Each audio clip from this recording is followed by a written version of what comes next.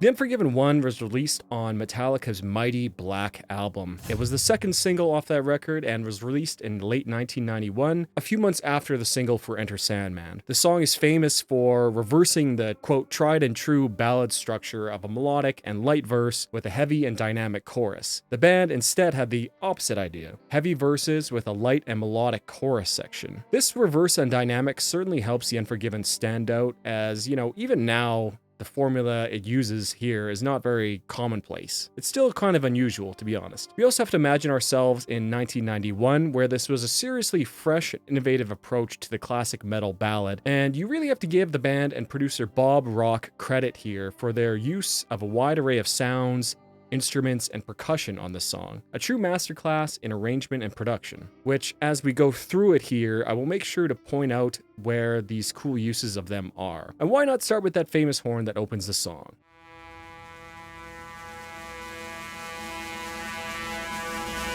Immediately recognizable, this lone horn sound slowly increases in volume before the track begins. A very unique way to start a song, one which was so iconic and memorable that Metallica would reuse it again for The Unforgiven 2. Now, where exactly is this horn sound from? There's some controversy and conspiracy over where this horn sound is and where it came from. Wikipedia suggests that Hetfield claimed it was taken from the 1960s spaghetti western, The Unforgiven, which, would make sense thematically, but when you dive deep, the source cited for this, which was the classic album's TV show episode on the Black Album, the band does not even tell you where it was from. Top was lifted from somewhere and turned backwards so no one knows who or where it came from. But Luckily, a Reddit user claimed it was from the Clint Eastwood film for a few dollars more. The horn sample is most likely from this movie soundtrack on the track entitled El Capo, something like that, it's Italian, at around 41 seconds.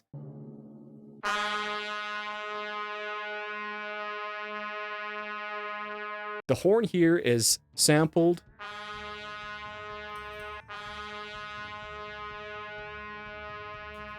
reversed, and then lowered 400 cents to E, which you can see right here.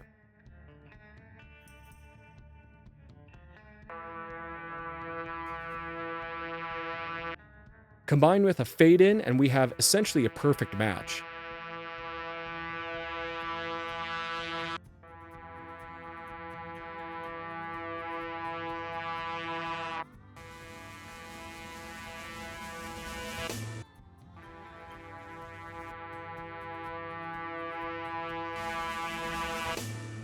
It could also be this part, but not reversed.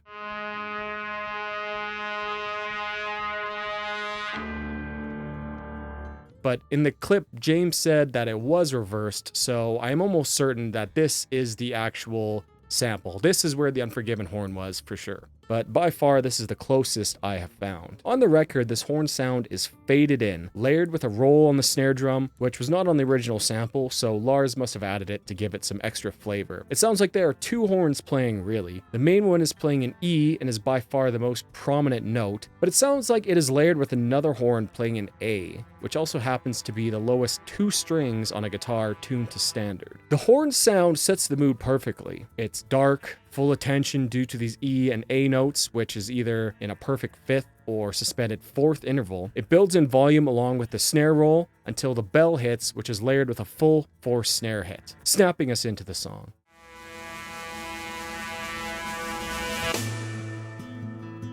This song, or rather this intro section, is undoubtedly inspired by the same movie, as well as other spaghetti western soundtracks. Unforgiven's got a little Spanish classical, which is nothing new.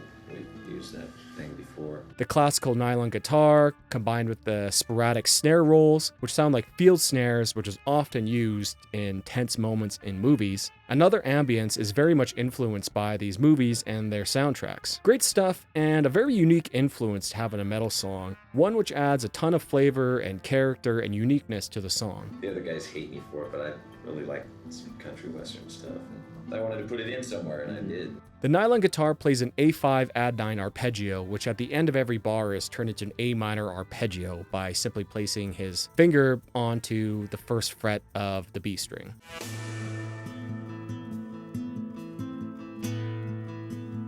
This little motif here will be repeated and used throughout the song. It also establishes the key of the song being an A minor. Metallica is no stranger to beautiful acoustic playing, and this is a great use of it here. The add 9 chord really gives the intro here a lot of tension. Great stuff, and it works well. Iconic. Excellent.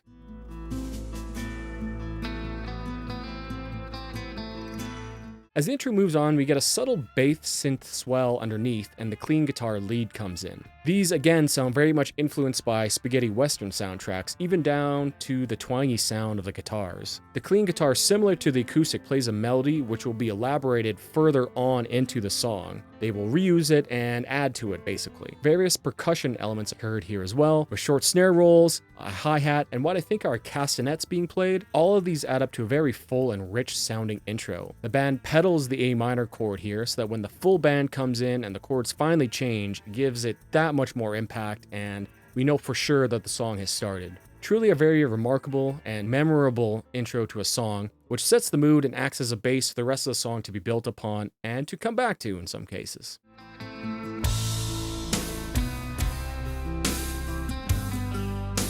As the full band comes in, the nylon guitar plays the same A5 add 9 arpeggio, but slower before changing chords to the C. The lead twangy guitar elaborates on what it was playing before here as well, and this is just a very cool way to progress these ideas and these motifs. Masterful songwriting here, really. The chord progression goes A minor, C major, G major to E minor, which when phrased in numerical values is a minor 1, major 3, major 7, minor 5 progression. Which, remember this for later. However, the second time around, the band plays A minor, C major, G major, E major, changing the E minor chord into E major. The G sharp that is being played here gives the song an A harmonic minor feel to it.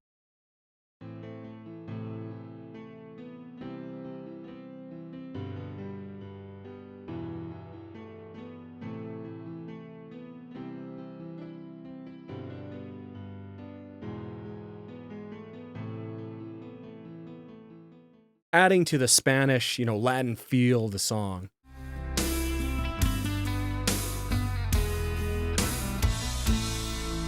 A small touch, but one that certainly elevates the song. Lars's drums sound absolutely gigantic, and as I mentioned in my previous video on Metallica vs. Megadeth, I legitimately think that this album has the best drum sound of all time, and they stand out even more in this song as there's a lot of softer, more acoustic parts that really lets the drums shine. Essentially, instrumentally here, the band is playing the chorus to the song.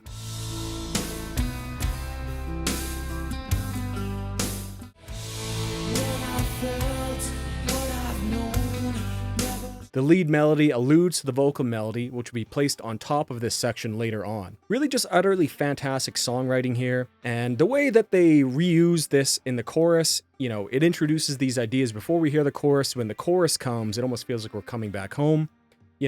Great songwriting, and it's just so beautiful.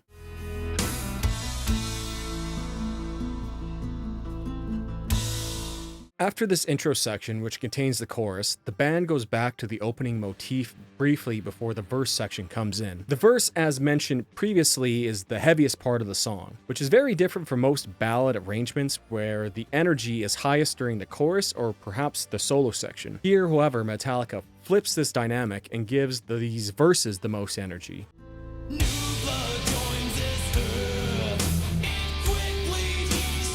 The guitars and bass play this very cool riff, which uses the open E, A, and D strings to produce these very gorgeous yet heavy dyad chords. These quad-track guitars sound absolutely massive, and check out the isolated tracks of these out. Just fantastic, huge, massive riffs.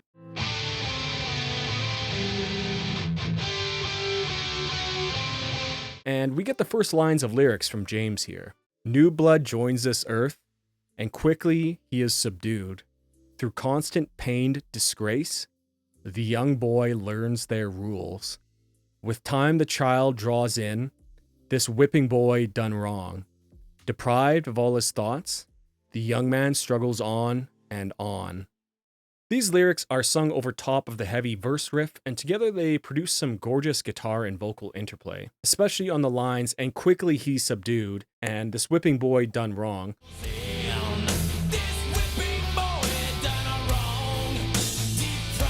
Where James sings up to the G and the F sharp. This F sharp note which is also out of the key of A minor, gives this part some very interesting melodic interest, as it is sung over the D5 chord. In the key of A minor, D minor is usually the chord used, but instead here, James sings the major third of D, which is the F sharp. Very cool, and it fits the song so well that you probably didn't even notice that he's left the key at all. A great example of borrowing chords from a parallel key. Here is what it would sound like if he stayed in key and instead sang the minor third. Quite a big difference.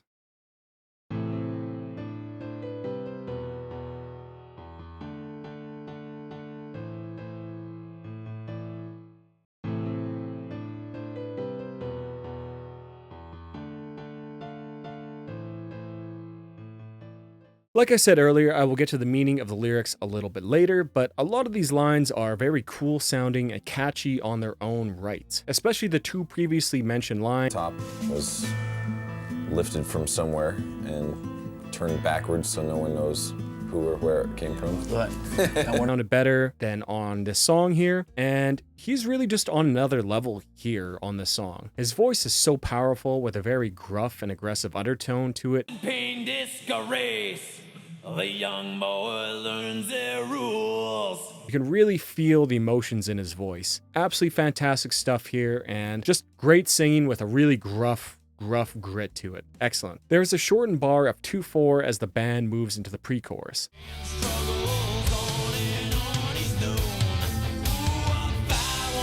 Lars does a cool little tom fill, and we get some subtle strings underneath the guitars. I'm not really sure what synth was used to make these sounds, but being as it was the early 90s, it probably was a Korg N1. Every other bar here in the pre-chorus, Lars omits the snare drum, and in the preceding bar, he plays a snare drum on the count of 2, as well as an 8th note after. Same on the 4.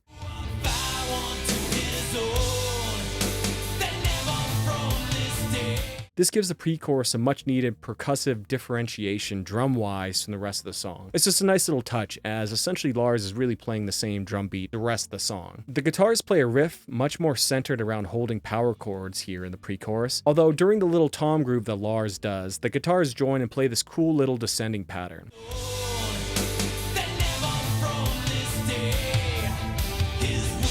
James sings these lyrics. On and on he's known. Oh, a vow unto his own, that never from this day his will they'll take away. As James sings the last line of the pre-chorus, his voice changes from the gruff sound that he normally uses here to the softer sound that he will use in the chorus. It is a cool little element that prepares the listener for the change of dynamics to come. His will they'll take away. The electric guitars land on that big open A power chord, and they fade out into the chorus as the chorus hits.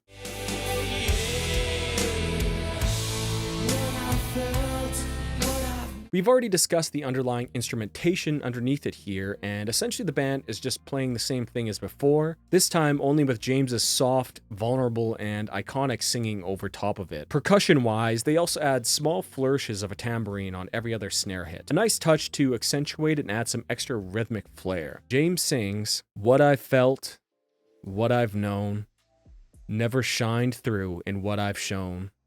Never be, never see. Won't see what might have been. What I've felt, what I've known, never shined through in what I've shown. Never free, never me, so I dub thee Unforgiven." Truly just some very poetic and beautiful lyrics here in the chorus. The contrast and dynamics between the verse and chorus is pretty stark, and honestly it almost makes the soft chorus hit even harder than the heavy verse. It almost causes you to lean forward and listen more carefully to it. An honestly brilliant move by the band, and despite being sung softly, the vocals here are doubled, which is used to make the vocal line more powerful and to stand out in the mix. And doing what I've shown, never be, never see. The melody James sings over the chorus is very elegant. It almost doesn't even sound like him really, and the chorus vocals make great use of repetition, and because of all these factors, it is extremely catchy, especially the "what I felt" and "what I've known" lines. You know, in addition to Enter Sandman, these are probably the most known lyrics from all of Metallica's career. The clean lead, twang guitar, and vocal melody expertly complement each other, weaving in and out of unison and harmony. Truly just fantastic musicianship and songwriting here. Then when combined with the acoustic guitar playing its own little melody as well, oh man, it is just absolutely so gorgeous. Here are the lead and vocal melodies played together on a piano.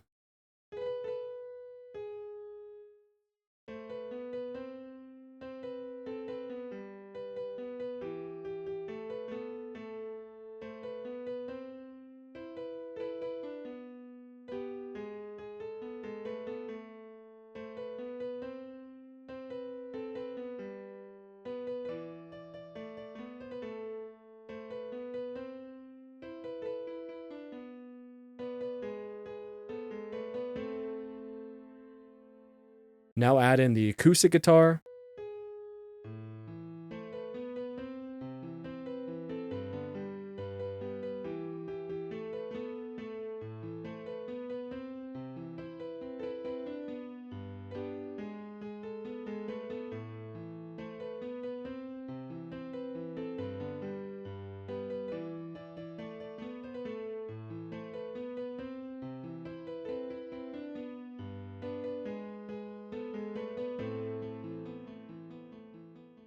You know, really, I cannot say enough about how great this chorus is, seamlessly switching back and forth from A minor to a harmonic minor, with interesting melodies and counter melodies and unison parts that come in and out of harmony. It just really is a masterclass chorus. Combine this all with extremely catchy vocal melodies and lyrical hooks, and truly no wonder why this song was such a huge radio success.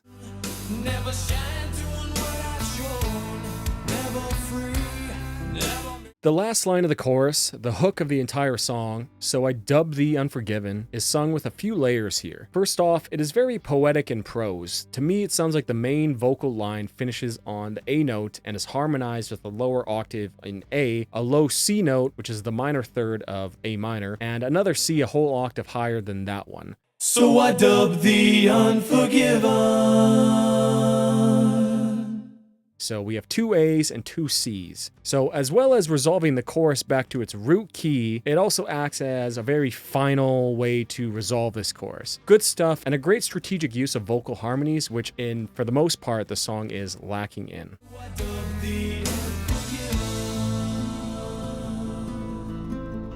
As the chorus ends, the vocals slightly hang over into the next bar, and we get another repeat of the acoustic motif from the intro, followed by a simple but huge drum fill from Lars, and we move into the second verse.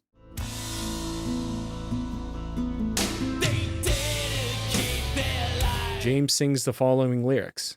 They dedicate their lives to running all of his. He tries to please them all, this bitter man he is. Throughout his life the same, he's battled constantly. This fight he cannot win.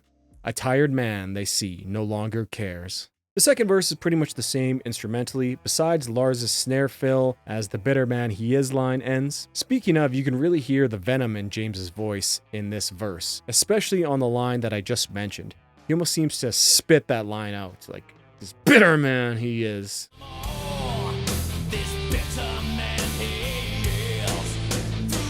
The second pre-chorus is much the same as the first, with different lyrics. The old man then prepares to die regretfully. That old man here is me.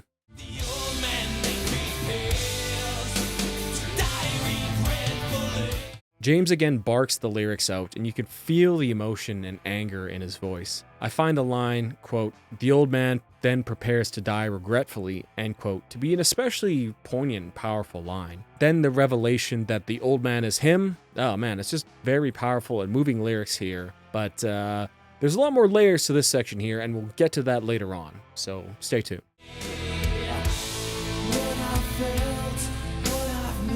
Another chorus plays, notably with Lars doing some interesting fills on the hi-hat, as well as some different vocal variations.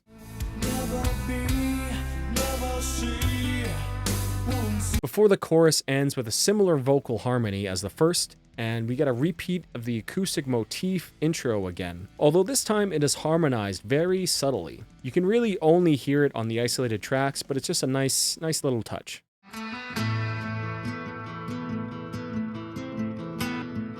Then the band subverts our expectations, as instead of going to another verse, we get a different lead melody played over top of it and a much more traditional sounding metal clean sound.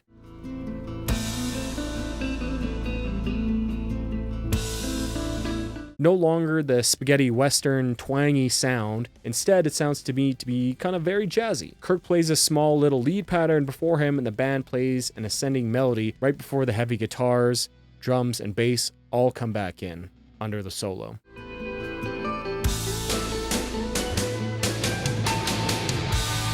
We then get the solo section here, which has one of my favorite Metallica solos in it, but more than that, it has my favorite solo riff from Metallica in it as well. The riff underneath the solo is very similar to the verse riff, but rather than the open string dyads, James plays these super thick, chunky power chords underneath it.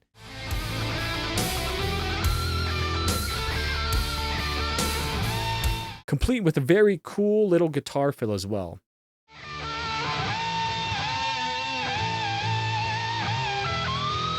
The solo here is certainly one of Kirk's best, not his fastest or most intense, nor the most technically impressive, but the emotion pouring out of his hands is very hypnotizing. I can almost hear the sweat dripping onto his pickups. It is very bluesy and it contrasts very well with the small little jazzy lick he played right before. According to Kirk himself, the solo was mostly improvised, which would later on lead him to improvise more and more solos, for better or for worse. In this case though, it works fantastically.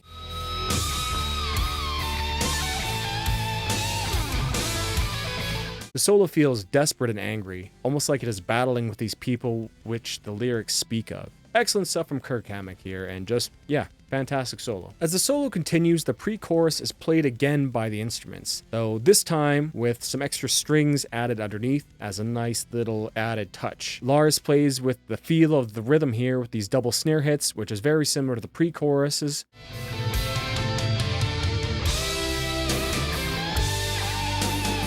And the solo reaches its climax shortly before the last chorus, and everyone ends on this huge E power chord, including Kirk. Just a great way to end a solo. It's just final, like, sorry.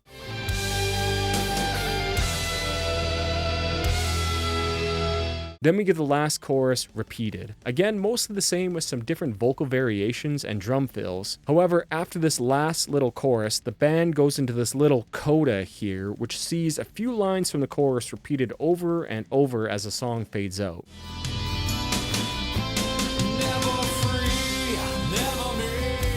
The way the song fades out gives the song a very unresolved feel, which is a nice little touch which relates greatly to the lyrics.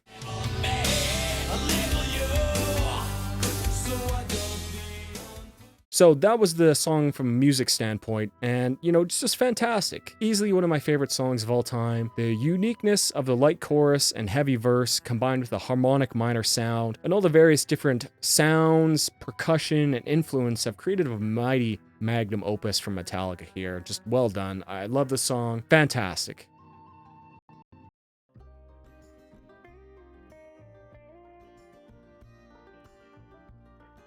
And so now that we've gone through the music side of the song, let us take a look at the lyrics here. As I alluded to earlier in the video, the Unforgiven one is I cannot forgive them. Well, who is them? In general, this them is the general term for society or authority figures. We could also view this as the general prevailing culture. This general them or society beats down people spiritually and forces them to conform. This process is essential for cultures and societies to continue existing. Individuals must be forcibly made to conform to the rules and mores of society, lest too many break these rules and the culture dies or society strays too far from its original form. An object in motion wants to stay in motion. It's one of the laws of physics, which also applies to human beings and culture. And this happens to every single person in every single society, and those who don't are beaten, killed, jailed, or ostracized completely. This is a vital process for society, and the people who are most vigilant about ensuring the continuation and perpetuation of society are authority figures, religious teachers, and on a smaller scale, parents and friends also perpetuate this. For some people, conforming comes very easily. Social pressures can be immense, and simply submitting and becoming a part of the larger culture or society is only natural. However, for those who find themselves at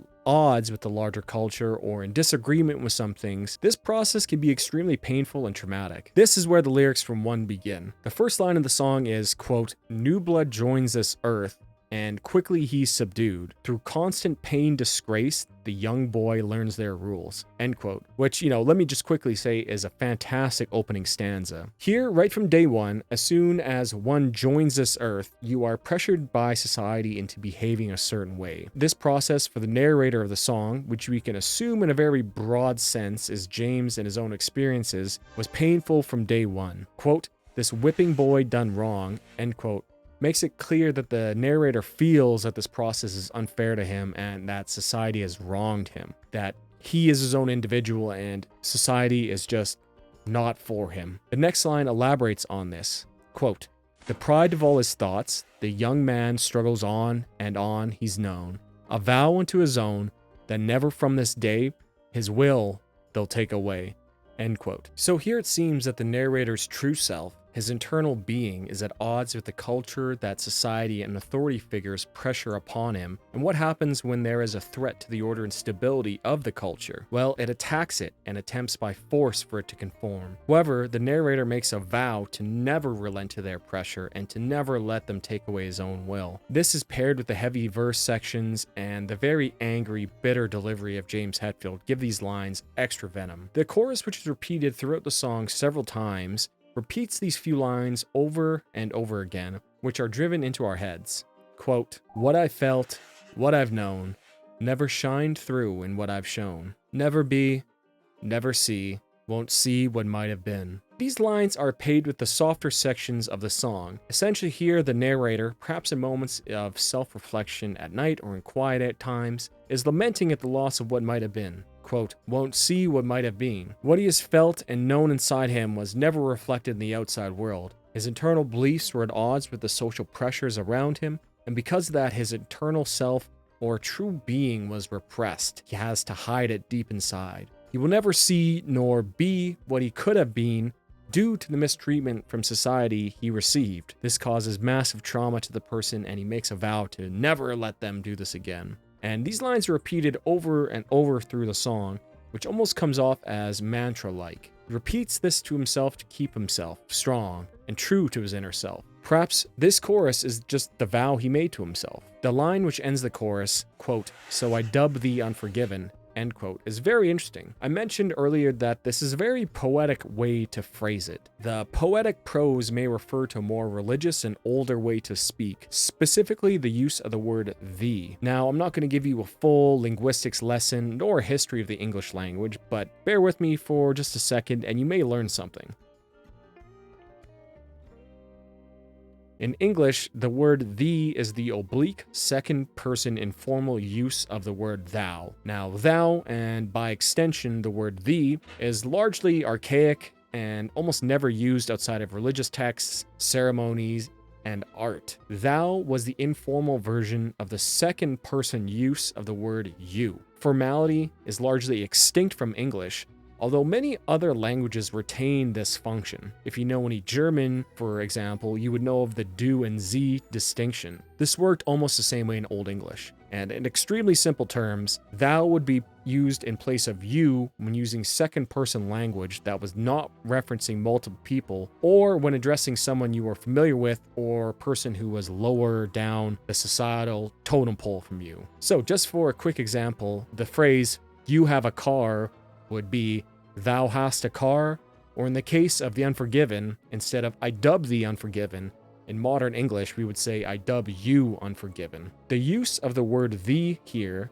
denotes that this is referencing a singular individual. You and thou would also be used to differentiate between singular, and plural. Think of you and you all today and y'all today, right? Or it is used in religious settings to denote a personal relationship with God. Think, "Thou hast given me the strength," just for an example. So the use of the word thee here is very interesting. Not only is it referencing a personal, intimate relationship, it also introduces religious overtones and gives us a sense of double meaning here. Is the narrator naming God unforgiven for the punishment and pain of his life? cursing him essentially? Is he speaking to an authority figure directly? Or was this a line that an authority figure said to him? Think of a leader in society dubbing this non-conforming child unforgiven and essentially giving up on him. It's a very fascinating line that has tons and tons of depth to it once you peel back the layers. So let me know what your thoughts on it below.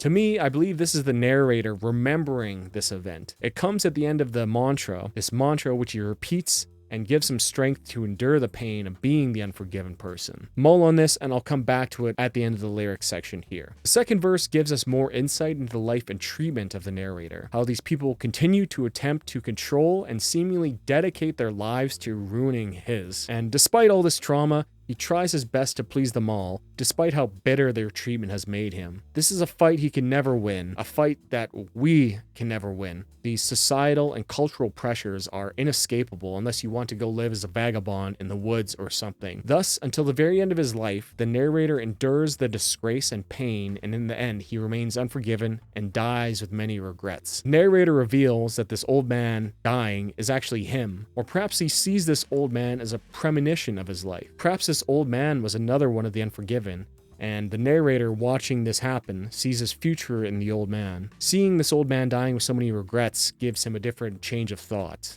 Maybe, for example. Very thought-provoking lyrics here. The chorus repeats this mantra several more times again. Then near the end of the song, we get these repeated lines which reveal more about the line, so I dub thee unforgiven. Quote, "You label me, I'll label you, so I dub thee unforgiven." End quote. These lines essentially give us some clarity to the question I posed earlier. They labeled him as unforgiven, so in turn, he will also never forgive them. He is unforgiven, so they are unforgiven. They wrote the narrator off for having his own will and for daring to have his own thoughts. Thus, the cycle continues, and during the narrator's life, he sees a future version of himself, this old man. He sees himself in this old dying man, who is also part of the unforgiven. The old man dies regretfully, but as the closing lines disclose to us, quote, "Never free, never me, so I dub thee unforgiven."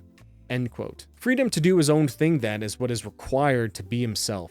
Thus, without this freedom, he can never forgive them. This relates a lot to the other songs on the Black Album, a lot of which revolve around the concept of freedom being the ultimate good, including the album art, but that is a topic for another video. Control or resistance to control is a very common topic in Metallica songs, and the Unforgiven one here is probably the most personal and internal representation of this. So, to summarize, the narrator was forced by society to conform. He was humiliated, disgraced, and whipped into doing so. Yet he could never do this. He could never conform, as he must be his own person to be free. Thus, when he is labeled as unforgiven, he then in turn will never forgive them for doing so. However, he sees an old man dying regretfully. This old man was a vision of his future, of what happens when someone lives their whole life unforgiven. This perhaps will spark a change in the narrator to not end up like this old man, which then sets the scene for the sequel, which we will get to right away.